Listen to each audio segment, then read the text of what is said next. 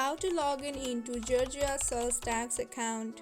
Hi everyone, welcome back to my channel How to Log In. In this tutorial video, I'll be teaching you guys how you can log in into your Georgia sales tax account. So let's get right into the tutorial. Firstly, do make sure that you have a stable internet connection on your device.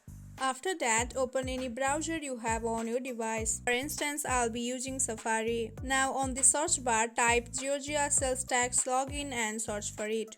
As you can see, I have already searched for it. After searching, different websites and links will be appeared on your screen. Scroll down and here you will see the option of georgiataxcenter.gov. Click on it.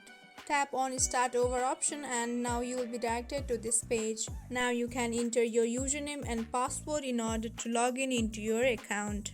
In case you have forgotten your password or your username, you can tap on Forget Username or Password option below the login. Enter all of your details and click on Login, and that's it. In this simple way, you can log in into your Georgia sales tax account. I hope this video helped you. Don't forget to drop a like and subscribe to my channel. We'll see you on next video. Till then, stay tuned. Bye bye.